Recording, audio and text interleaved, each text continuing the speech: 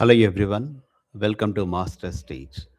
And today we are going to discuss Company Law Unit 3, which says about the directors and various meetings in a company.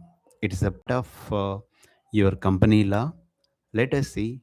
So, the director and the company's meetings under the Companies Act 2013.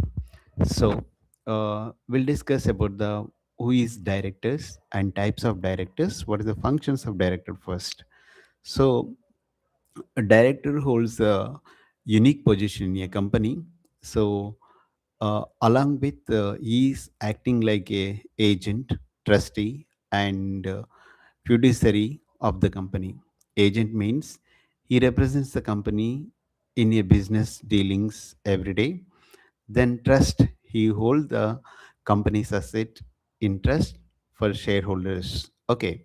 Then fiduciary, that means he must act in a good faith and in the company's best interest. So it is a legal position of a director, agent, trustee, and fiduciary. Okay, let us see types of directors. So this nowadays like women director, independent director, executive director, non-executive director, then here, then nominee, additional alternative directors. Women directors means, so see, as it is a male dominated society, so in order to have gender diversity, so, as per Companies Act 2013, the woman director should be there. It is mandatory as per the Companies Act. So, woman director, independent director. So, it is a non-executive director post with don't this particular director don't have any material relationship with the company. He ensure that unbiased governance, there should be a transparency in the governance. That is the reason independent director is included. Then executive director is a full-time works, is a full-time director, so he involves in day-to-day management and operations and business of the company. Then non-executive directors, so who provides the direction and strategic guidance. So, but he is not involved in daily operation. Just he directs, he guides the company, he make the strategies, plans to the company. So that directorship is called non-executive director. Then nominee and additional. So this type of director is appointed by the financial institution like banks and like insurance companies and many other things. So like he is appointed in annual general meeting. So alternate director, if these five directors are anyone is absent in that particular post, one alternative director is admitted. Okay, that person is called is a temporary director. This is also called as substitute director or temporarily substitute alternative director. Let us see what is next. Then what is the code for independent directors? Okay, so there is a code for everything as per Schedule 4 of the Companies Act 2013, prescribed in a comprehensive code of conduct for independent directors.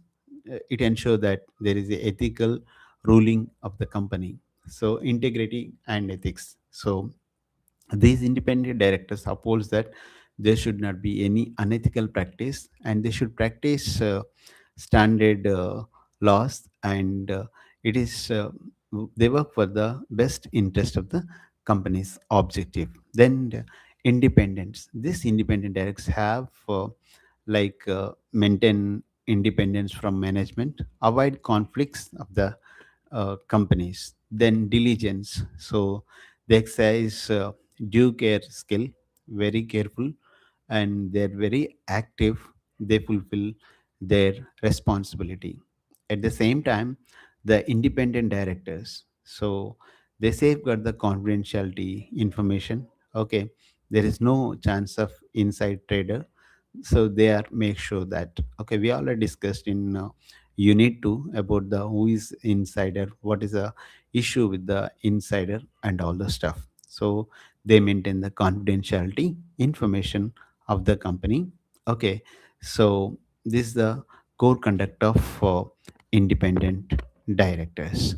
Then how one become director? It is very simple. You have to apply for the DIN. Okay, so if you go to the like corporate ministerial website, where you can apply for this director identification number. Okay, so once you have that, you have to submit the consent about the this you want to become director. Then in a company, they pass the resolution, then shareholders approve the same, then that same file you need to submit with the register of companies. So this is the flow. Obtain the DIN, the director identification number. Okay, many of you, if you want to be directors, please do corporate ministerial website and apply for the same. And whenever the chance to become director, you become director. Then file and you have to pay some required amount. Then you have to file the consent with the act, then board resolution, then shareholders approval, then you have to file with the register of companies, so you become director. So key requirement, in order to have become director, you should have director identification number. Okay, simple DIN. So it is a unique identification number. It is mandatory for all the directors. Then consent, you should fill the required document with your consent. And AGM approval, that means annual general meeting, the shareholders have to approve the to appoint the director. So they will pass the resolution. Then that form need to be filled with the register of companies within the 30 days. So this appointment process requires compliance with the legal requirement and shareholders approval. See, qualification and disqualification of the directors. Qualification, he must have director identification number, should possess expertise and integrity. That means you should have the knowledge how to run the company or legal information, and you should work with the trustee and integrity. So you should not be not disqualified under section 164 of Companies Act 2013. And he should be file his consent and declaration. So in order to disqualification, what, just like it's opposite of qualification, you should not unsound mind or insolvent. Okay, convicted any moral turpitude offense, non-payment of calls on shares. We already discussed about the shares and types of shares, call money and everything.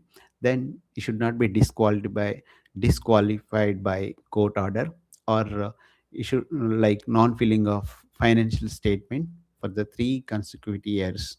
So these are the disqualifications of a director, and these are the qualifications of the directors. Okay, then powers and duties of the director.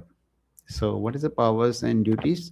When they may ask what is the, who is director, what is the qualification, disqualification, powers and duties of directors. The powers are uh, like make call on shares.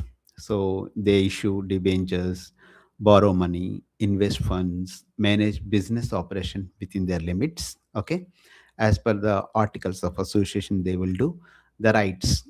Rights, what, they should attend the annual general meeting.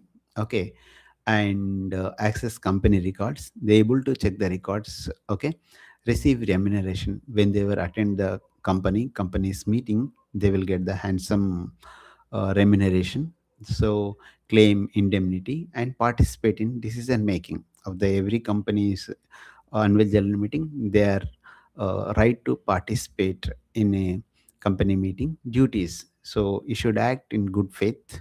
Okay, you should not be faithless.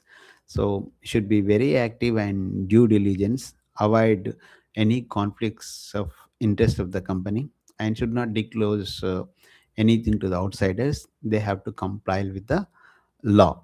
Okay, as per 2013. Okay, these are the rights and duties of the directors.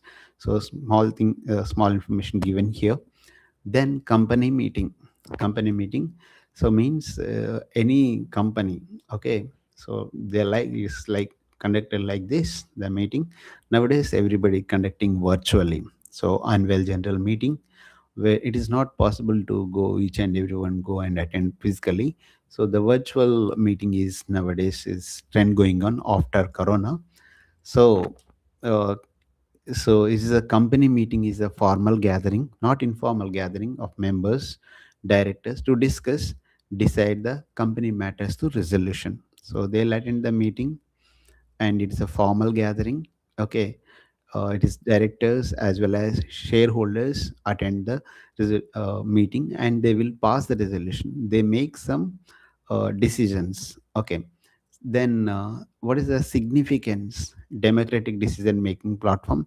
Because one man said other people are accept, not possible. Everybody has to express their views and plans in that particular company meeting. Ensure the transparency, accountability. So there's a clear and crystal there accountability and legal requirement under companies act 2013. So this annual general meeting or extraordinary general meeting has to be conducted as per the companies act 2013.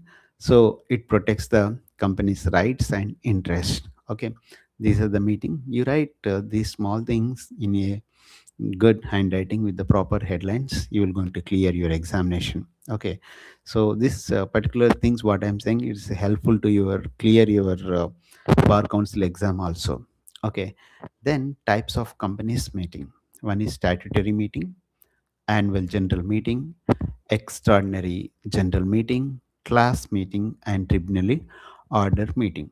So statutory meeting meaning statutory means it is a compulsory as per 2000 Companies Act 2013, the first meeting of the public company. Statutory means it is a first meeting held within the 6 months of the commence of the business. The company started, so within the 6 months, this particular meeting has to be conducted. This is called as statutory meeting. Annual general meeting, so this should be conducted like within the 6 months of financial year. Okay, so it is a mandatory. Okay, so annual general meeting yearly conducted. Okay, then extraordinary general meeting. So if anything urgent, then it is they cannot wait until the annual general meeting. Between two annual general meeting, this type of meeting conducted, that meeting called as extraordinary general meeting. Then class meeting. So meeting of specific class of shareholders or creditors for the matter of acting their rights. For example, preference shareholders, debenture holders. Okay, so if they have any a special meeting, so specific cases they'll conduct such type of meeting, that is called as class meeting. Then tribunal order meeting. So there is a national company law tribunal. Okay, that is NCLT. So this meeting is convened by NCLT. So in special circumstance, if something going wrong, okay, then that type of situation, national company law tribunal conducted conducts a special meeting, that is called tribunal ordering meeting. So the types of meetings are statutory meeting, annual general meeting, extraordinary general meeting, class meeting, and tribunal order meeting. Okay, then in order to have request like valid meeting, what should be there? So proper notice should be given. Okay, then competent chairman. So the chairman has to call, and there should be a proper agenda. There should be a quorum. Minimum number of people should be attended as per the Companies Act 2013. So here the elements I'm zooming here. Just wait. There are four elements crucial for legality and effectiveness. That means proper notice, proper agenda, competent person, and quorum. Minimum number of people should be attended. So the chairman's duties: maintain the order, ensure the proper conduct of the meeting, allowing the let us have discussion like this and put resolution to vote. They is authorized to uh, make decisions on voting and sign on the minutes. Once the see first they issue the minutes, then they will conduct the uh, first they issue the sorry they issue the agenda.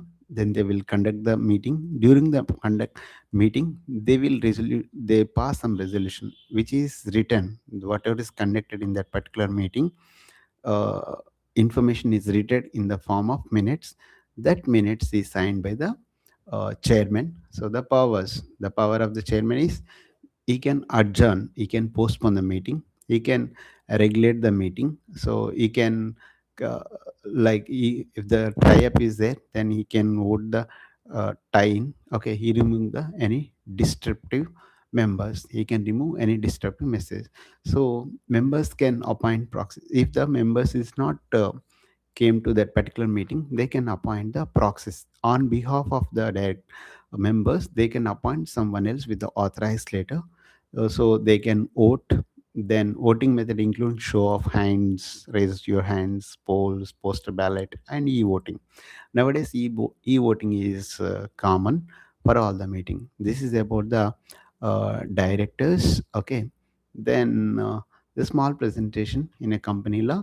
We discussed company law. We discussed legal position of the director, agent, trust, and fiduciary. Then types of director: woman director, independent director, executive director, non-executive director, additional director, and alternative directors.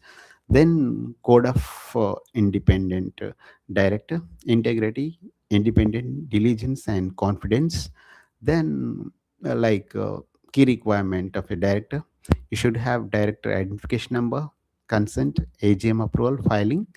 Then qualifications and disqualifications. Then powers and direct rights and directors. Then companies meeting, in which statutory meeting, annual general meeting, extraordinary general meeting, class meeting, and tribunal order meeting. So this is about the prerequisites: proper notice, proper clear agenda, competent chairman, and quorum. This is about the company's law. Okay, of unit 4. Go through this one again and again. If you really like this particular information, do share with your friends and like the content. And also at the same time, you can subscribe my channel. Thank you. All the best for your coming examination.